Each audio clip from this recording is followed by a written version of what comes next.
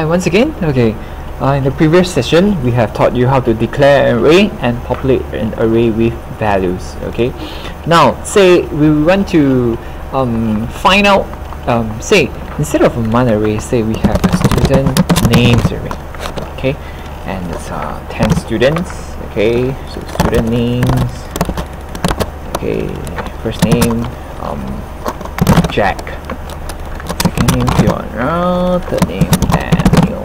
Okay, so let's say we want to find a particular student in a student array. How do we do it? Okay, now typically arrays and loops go hand in hand. We need to traverse the array, which is traverse means we need to search through the array using a loop. Okay, now in this example we'll be using a loop to populate all their student names in an array. Okay, how do we do it? Using a for loop. Okay, for we have a counter, we call the counter I. The counter starts from 0 and we continue the loop till counter is less than the array size. Okay, so array size, you can use the array.length property to represent the size. Okay, this property will return you the size of the array. Okay, so what we're saying is the array will start from I equals 0, which is the first index, till it's less than the array size. Okay, I plus plus, we increment it by 1. Okay, and then we'll console.out, which we are familiar with. Okay, and then student names bracket, we put I, the counter, since I will go all the way from 0 till 11. Okay, because it's less than student names dot length, it will not go to 12. Okay, if it does that, it will throw an array out of bounds exception because it went out of bounds of the array. Okay, and to prove that, we will now do a read line to store it so that we can see the print screen. And if we run this,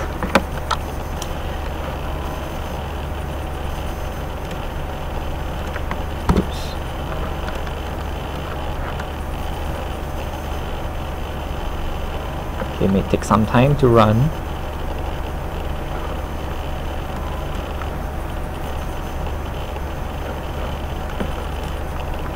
Okay, something is wrong. Oh, okay, so what we have, index or reindex exception. Okay, index was outside bounds of array because I said that 11, right? But the array size is actually just 10.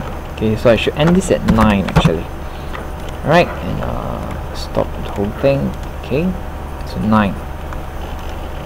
Okay, so be careful when working with arrays. Make sure that you're accessing elements that are within valid ranges. Okay, debug again.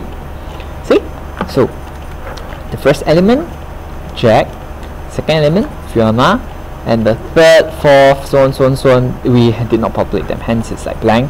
And the last element Daniel over here, 9. Okay, so this is how we can traverse through an array. Alright, so say for example, we want to search through an array, okay, to look for a particular student, for example. Okay, how we can do this is we can check. If let's say we're going to find Fiona, for example, what we can do is if the student name, okay, at I dot equals, okay, and then Fiona, okay, then output, okay, so dot right dot out dot right line, okay, then student found. Okay, so we should expect to see that when it reaches Fiona, we should output the message student found. Okay, so let's try this again. Oops, something's wrong. Oops. Oh, I should have one more closing bracket. So you just take note of this. Okay, that the number of left braces should match the number of right braces. Okay, this is a quick hint on how you can debug errors with braces. So, oops.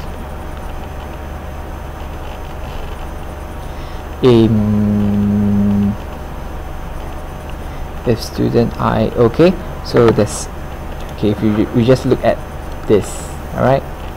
Okay, so actually you see that it almost works well. Okay, that it prints out Jack, and then it doesn't print anything, but when it reaches to Fiona, it says student found, and then it prints out Fiona. Okay, now there's an error that occurs because there's actually for student 2, 3, 4, 5, it's actually all blank. Okay, so what we can do to mitigate this problem is we do a further check. So if student names, okay, I is not equals to now, because currently now all of them are now. Okay, now if we do this, okay, then you'll probably solve our problem. Okay, yes, so it prints out Jack, and secondly, when it's trying to find Fiona, it says student found and then Fiona, and then carry on, it doesn't write student found anymore.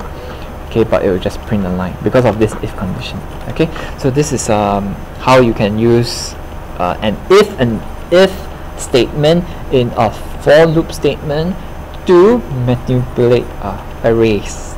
Alright, so let your imagination run wild with arrays. They are often used, and it's one of the commonly used things in programming.